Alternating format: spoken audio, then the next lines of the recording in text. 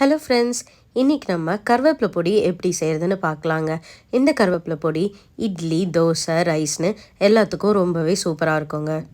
இதுக்கு தேவையான இன்க்ரீடியன்ட்ஸ் இதோ 2 கப் கருவேப்பிலை நல்லா க்ளீன் பண்ணி காய வச்சு எடுத்துக்கோங்க. அதனுடைய வறுத்து அரைக்கிறதுக்கான பொருட்கள் இதோங்க. 2 டேபிள் ஸ்பூன் உளுந்து, 2 டேபிள் ஸ்பூன் கடலைப்பருப்பு, 10லிருந்து 12 வரமிளகா, 4 பல் பூண்டு, 1 டீஸ்பூன் ஜீரகம், 1 டீஸ்பூன் மல்லி அண்ட் 1 டீஸ்பூன் அளவு பெப்பர். இதோட 2 டேபிள் ஸ்பூன் வறுத்த எள்ளும் எடுத்து வச்சுக்கோங்க. ஒரு கடாயில் 1 டீஸ்பூன் அளவு எண்ணெய் விட்டு 10 வரமிளகாயை எண்ணெய் காஞ்சதும் போட்டு நல்லா பொரிச்சு எடுத்துக்கோங்க.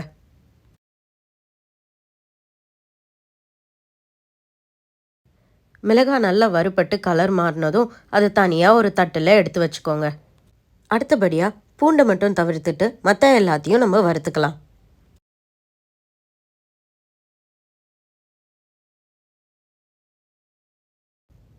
பொன்னிறமாகும் வர நல்லா வறுத்து அதையும் நம்ம தனியாக தட்டில் எடுத்து ஆற வச்சுக்கலாம்.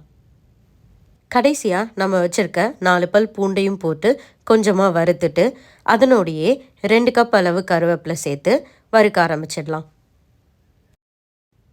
கருவேப்பிலை நல்ல கிறிஸ்பி ஆகும் வர வறுபடட்டும்.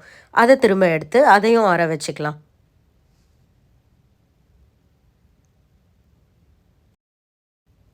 நம்ம வறுத்து வச்சுருக்க பொருட்களோட 2 டேபிள் ஸ்பூன் அளவு எள்ளு, கொஞ்சமாக பெருங்காயத்தூள், தேவையான அளவு உப்பு சேர்த்து வச்சுட்டு எல்லாத்தையும் அரைக்க ஸ்டார்ட் பண்ணிடலாம். முதல்ல மிளகாயை மட்டும் மிக்சியில் போட்டு ஒரு முறை பல்ஸ் பண்ணி எடுத்துக்கலாம். இப்போ மற்ற எல்லா இன்க்ரீடியன்ட்ஸையும் ஒன்றா சேர்த்து அரைச்சி எடுத்துக்கலாம். ஃபைனலி 1 டீஸ்பூன் வறுத்த எள்ளை சேர்த்து மிக்ஸ் பண்ணிக்கோங்க. நம்மளோட கருவேப்பிலை பொடி ரெடி.